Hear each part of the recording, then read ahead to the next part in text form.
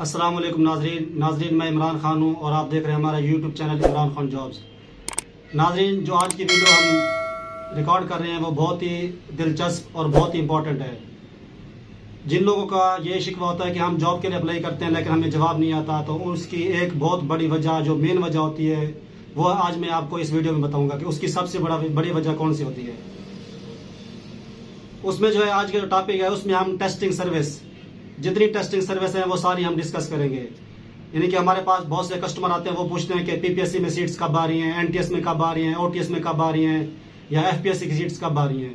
तो उनका जो है ना, ये जो माइंड है उनको ये क्लियर नहीं होता भी पीपीएससी की सीट्स आती भी है नहीं आती, एनटीएस की सीट्स आती भी है नहीं आती। उनको यानी कि क्लियरिफिकेशन नहीं होती भी एनटीएस पीपीएससी ये क्या बनाए, इसमें सीट्स आती हैं या नहीं आती है, क्या चीज़ है। तो आज मैं आपको वो सारी चीज़ डिस्कस करूंगा, वो सारी क्लियरिफिकेशन बताऊंगा कि ये क्या चीज़ है, पीपीएससी, एफपीएससी, एनटीएस। कुछ लोग सवाल करते हैं ये क्या बना होती है, ये है क्या, एफपीएससी, पीपीएससी, एनटीएस, बहुत सारी टेस्टिंग सर्विस है, ये है क्या चीज़। तो नाजरीन, आज हमने इसको तफसील से डिस्कस करना है। सारी जितनी टेस्टिंग सर्विस है वो मैं सारी डिटेल से आपको बताऊंगा।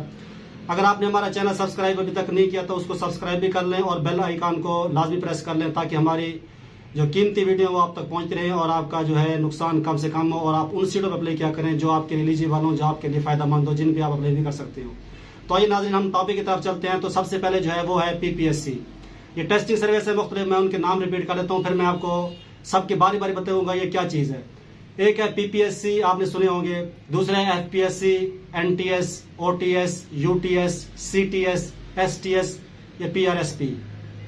ये मैंने जो है जो ज़्यादा यूज़ होती है मैंने वो उनके नाम आपको बता दिए हैं।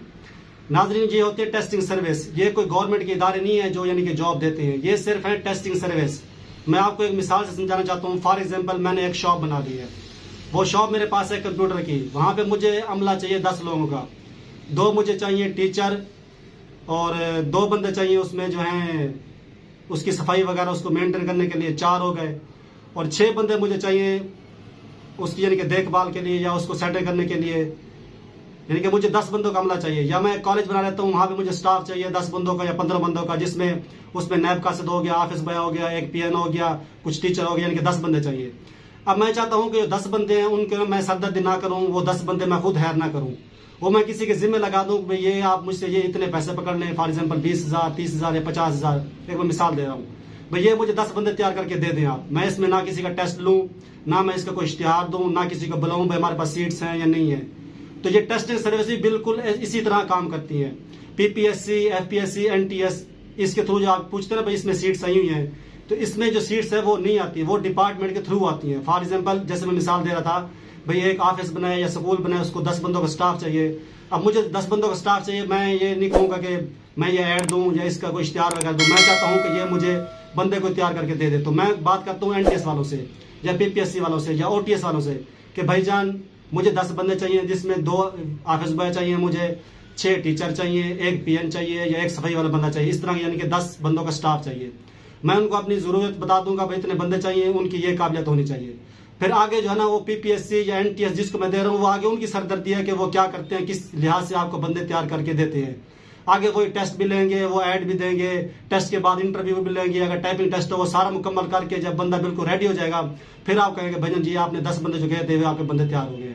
टेस्टिंग सर्विस का ये काम होता है। इसी तरह जो पीपीएससी, एनटीएससी, इसके थ्रू जो सीट्स आती हैं वो यही काम करते हैं। जैसे अब मिसाल के तौर पे पंजाब पुलिस में सीट्स आ गई हैं। अब पंजाब पुलिस में फाइल जमा हो गई है, वो कहते हैं, पंजाब पुलिस कहते हैं हम सारे बच्चों का टेस्ट खुद ना लें, हम किसी टेस्टिंग सर्विस को दे दें, वो बच्चों का टेस्ट लेके हमें तैयार करके दे दे।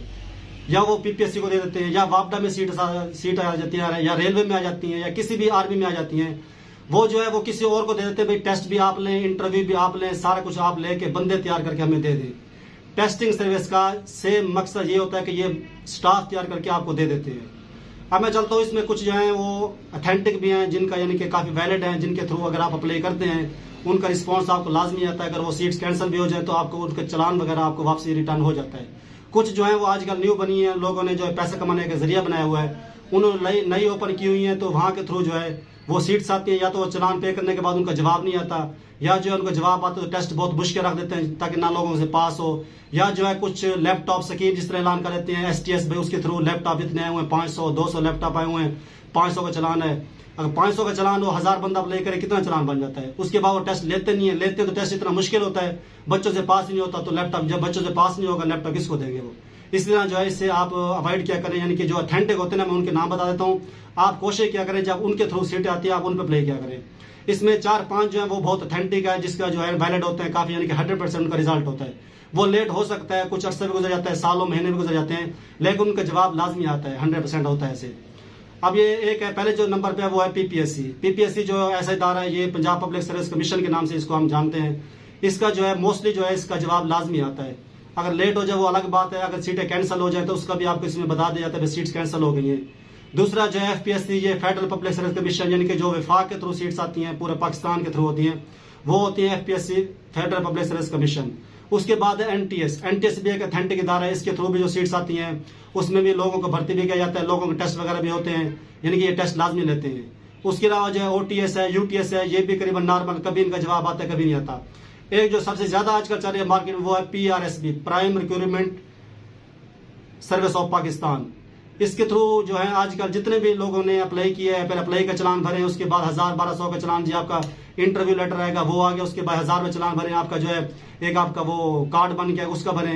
लेकिन वो सीट्स भी प्राइवेट देते हैं, प्राइवेट कॉलेजों की, नेशनल कॉलेज है, फलां कॉलेज है, उसके थ्रू सीट्स आती हैं, ये प्राइवेट होती हैं, ये कोई ऑथेंटिक नहीं होती। तो इससे ज्यादातर आप अवॉइड क्या करें, क्योंकि आजकल जो है ना ये एक जरिया बना हुआ है पैसा कमाने का। तो पीपीएससी, एफपीएससी, एनटीएस, इनका मकसद मैंने आपको बता दिया, इनका फंक्शन क्या है। ये कोई सीट्स नहीं देते, हाँ इनके अपने महकमे में सीट्स आ जाए, इनको अपना स्टाफ चाहिए अपने ऑफिस के लिए, वो अलग बात है। वरना आप लोग जो सवाल करते हैं पीपीएससी में सीट्स है, पीपीएससी में सीट्स नहीं आती, आपको यानी कि डिपार्टमेंट का पता होना चाहिए, यानी कि एजुकेटर की सीट्स पीपीएससी के थ्रू आ रही है, यानी कि उसके अलावा रेलवे के थ्रू जो सीटें आती है वो एनटीएस के थ्रू आ सकती हैं या ओटीएस के थ्रू आ सकती हैं, इस तरह होता है। वरना डायरेक्ट पीपीएससी जो सीट्स आती हैं वो डायरेक्ट नहीं आती होती। इसलिए ये आपका सवाल गलत होगा, पीपीएससी सीट कब आ रही है, एनटीएस के थ्रू कब आ रही है, ओटीएस के थ्रू कब आ रही है। अब मैं आपको बताता हूँ कि इसमें आपको करना क्या चाहिए। इसमें सबसे पहले आप कोई भी इश्तिहार आता है, जो खास तौर पर जो टेस्टिंग सर्विस होती है, इसमें जो सीट मांगी होती है, यानी कि जो सीट होती है उसके साथ जो क्वालिफिकेशन लिखी होती है, जो वहाँ पे कोटा दिया होता है और जो वहाँ पे साथ सर्टिफिकेट या एक्सपीरियंस मांगे होते हैं वो आपके पास होने चाहिए। अगर आपके पास वो नहीं है तो ये टेस्टिंग सर्विस वाले, इनका एक रूल होता है, ये आपको अप्लाई, तो आपको कुछ वेबसाइट होती है आपके पास वो चीज़ ना हो तो अप्लाई नहीं होता। कुछ वेबसाइट होती हैं अगर आपके पास वो ना भी हो तो अप्लाई हो जाता है, लेकिन बाद में जो कुछ दिन बाद जो है वो आपको रिजेक्ट कर जाते हैं, या आपको जवाब ना आने की सबसे बड़ी वजह ये भी होती है कि आपको जो चीज़ें पूरी नहीं होती। फॉर एग्जाम्पल उन्होंने सीट दे दी है एक क्लर्क की, जूनियर क्लर्क की, वहाँ वो कहता है कि इसमें 10 सीटें हैं, इसमें पंजाब की 5 सीटें हैं, इसमें उम्र जो है 18 से 25 साल है, इसमें तलीम मांगी मैट्रिक और साथ टाइपिंग स्पीड है और साथ 6 महीने का कोर्स भी है। अब अप्लाई करने वाला वहाँ देखता है कि मैट्रिक है, उसके बाद वो ये नहीं देखता कि इस पे कितनी सीटें हैं, इसमें पंजाब का कोटा है या नहीं है, क्या इसमें टाइपिंग स्पीड जो मांगी है वो मेरे पास है या नहीं है, या उसमें जो टेस्टिंग सर्विस यानी कि जो टेस्ट वो सर्टिफिकेट मांगा है कंप्यूटर कोर्स के लिए वो भी उसके पास नहीं है। यानी कि अगर आपके पास उसमें से कोई चीज़ आपके पास नहीं है तो फिर अप्लाई करने वाली गलती कभी ना क्या करें, वो आपके पैसे ज़ाय करने वाली बात है, वो उसका आपको जवाब ही नहीं आना, अगर जवाब आएगा तो आपको रिजेक्ट कर देंगे, वो आपका रिजेक्शन में नाम आ जाएगा। इसलिए आप कोशिश क्या करें, जो टेस्टिंग सर्विस की वैसे तो ओवरऑल जितने इश्तिहार आते हैं वहाँ पे जो है आप जहाँ पे सीटें ज़्यादा हो वहाँ अप्लाई की कोशिश क्या करें, और जहाँ पे जो है सीटों की तादाद कम हो वहाँ पे कंपटीशन बहुत ज़्यादा होता है, वहाँ पे चांसेस भी कम होते हैं। जहाँ पे सीट्स ज़्यादा हो वहाँ अप्लाई क्या करें। दूसरा जो है जहाँ भी आप अप्लाई कर रहे हैं वहाँ पे इश्तिहार को अच्छी तरह समझें, वहाँ पे सीट का नाम क्या है, वहाँ क्या मेरा कोटा है, फीमेल कोटा है या नहीं है, नॉन मुस्लिम का डिसेबल कोटा है या नहीं है, उम्र कितनी है, कौन लोग अप्लाई कर सकते हैं, मेरे पास सर्टिफिकेट है या नहीं है, अगर वो एक्सपीरियंस मांग रहे हैं मेरे पास तो है नहीं तो मुझे वो कैसे एलिजिबल करेंगे। तो इसलिए ये सारी चीज़ें चेक कर लिया करें। और जवाब ना आने की, जॉब के लिए जो अप्लाई करते हैं जवाब ना आने की बड़ी वजह ये भी है कि हम उसमें चीज़ें चेक करते नहीं है। बाजू का तो लोग कहते हैं आप अप्लाई कर दें, आप अप्लाई कर दें, बस आगे हमारा सिफारिशी काम है हो जाएगा, ऐसा नहीं होता। टेस्ट सर्विस वाले वो इस चीज़ को नहीं देखते, वो आपको रिजेक्ट कर देते हैं, आपका टेस्ट भी नहीं होता। तो इसलिए जो है मैंने आपको आज क्लियर बता दिया है कि भाई ये एफपीएससी, पीपीएससी, एनटीएस इनका फंक्शन क्या है, इन पे अगर सीट्स आती हैं अप्लाई कैसे करना चाहिए, इस पे जो है कौन कौन लोग अप्लाई कैसे करें, इसमें किन चीज़ों का ख्याल करना चाहिए और अप्लाई का तरीका का इसमें क्या आता है। इसमें मोस्टली जो है टेस्ट सर्विस जो मैंने आपको बताई है PPSC, FPSC, NTS, OTS, UTS, इसमें 80% या 90% जो टेस्टिंग सर्विस है उनका सबका ऑनलाइन अप्लाई होता है। और इसमें 1-2 हैं, 2-3 हैं शायद वो जिसमें जो है ना कभी फॉर्म आ जाता है कभी अप्लाई आ जाता है। तो मुझे उम्मीद है कि ये वीडियो आपको पसंद आई होगी और ये दूसरे फ्रेंड्स से जिन्होंने खासतौर पे जो पीपीएससी का टेस्ट देते हैं, ओटीएस का, यूटीएस का, यानी कि जॉब के लिए अप्लाई जो करते हैं जिनकी क्वालिफिकेशन मैट्रिक से ऊपर होती है उनकी ज़्यादा सीट्स जो है ना टेस्टिंग सर्विस के थ्रू आती है। तो वो कोशिश करें अपने दोस्तों को, अपने ग्रुप में इस वीडियो को शेयर करें, ताकि उनको पहले ये क्लियर हो जाए, उनका ये जो माइंड में ये बात होती है भाई सीट्स कब आ रही हैं, कैसे आ रही है, उनको ये क्लियर हो जाए कि हमें जवाब क्यों नहीं आता, या ये टेस्टिंग सर्विस इनका फंक्शन क्या होता है, ताकि वो जब अप्लाई करने जाए उनको आसानी हो, वो इश्तिहार को अच्छी तरह पढ़ें, उस सीट की रिक्वायरमेंट अच्छी तरह चेक करें, उसके बाद जाके अप्लाई करें। तो उम्मीद है आपको ये हमारी वीडियो पसंद आई होगी, और हमारी जो मुलाकात है वो नेक्स्ट वीडियो में होगी। तब तक के लिए इजाज़त, ओके, अल्लाह हाफिज़।